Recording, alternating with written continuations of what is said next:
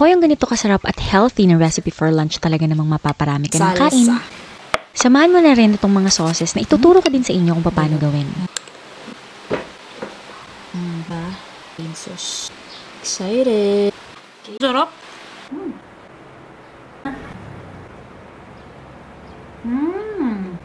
Grabe, solid guys. Ang sarap. Kaya nito gawin. Kahit yung mga vegetables lang halos ipalaman nyo yung solid na. Kaya naman tara, let's go! Ito yung gagamitin kong vegetables. Bell pepper, yellow, undecided bell pepper. Merong green, merong red. At itong nabili sa tindahan ni Kelvin. Cute! Siyempre mga lodi, hindi ko naman kayo nare-require na gumamit ng yellow na bell pepper. Gustuhan ko lamang ito. Basta bell pepper. Ayan. Ay! Materang frog. Isin na natin.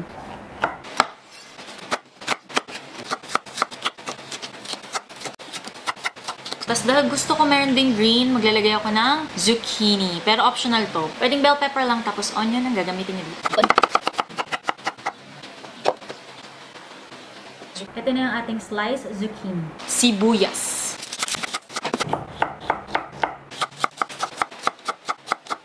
Slice onion. Shrimp, frozen shrimp na binili namin sa grocery store. Olive oil.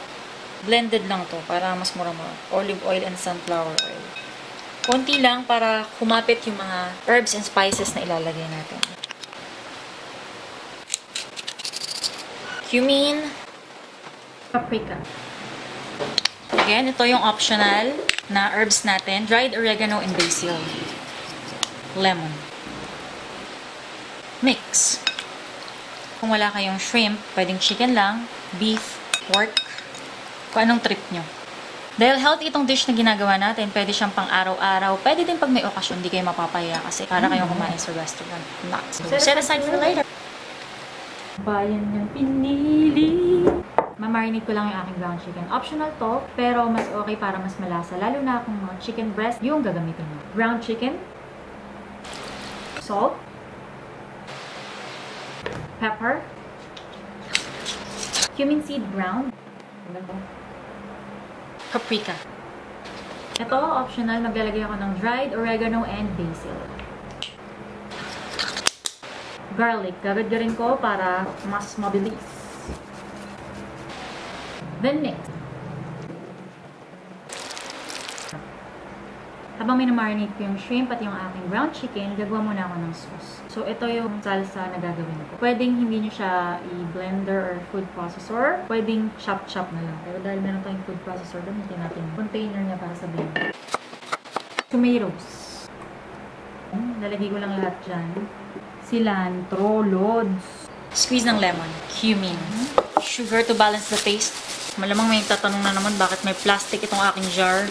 Pangontra sa mga langgam para di sila makapasok. Konting sugar lang. Sugar. O, maglalagay ako ng jalapeno. Optional kung meron kayo. Pero kung wala, pwedeng wala. Jalapeno! Ayan. Pepper. Close.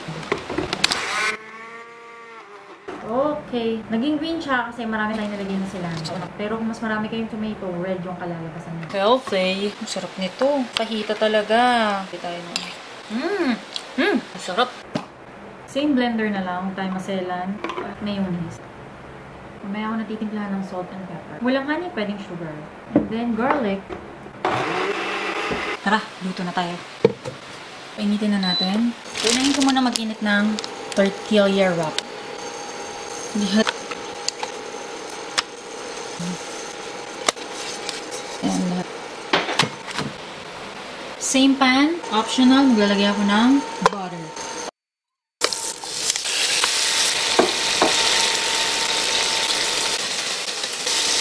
Usually, mga 4 to 6 minutes dito na itong shrimp, pero depende sa laki. Next, ito naman yung ating marinated ground chicken.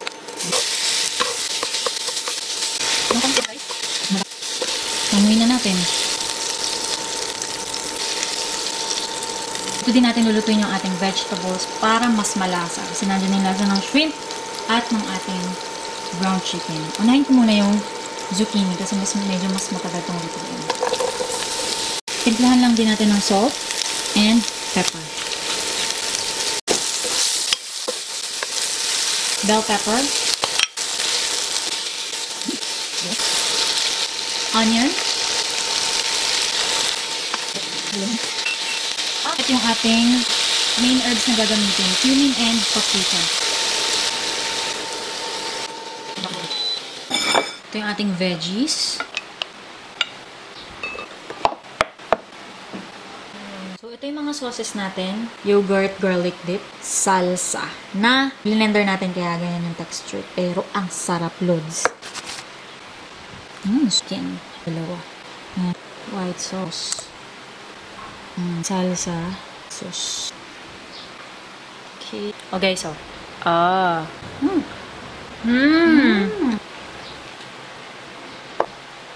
Cheers.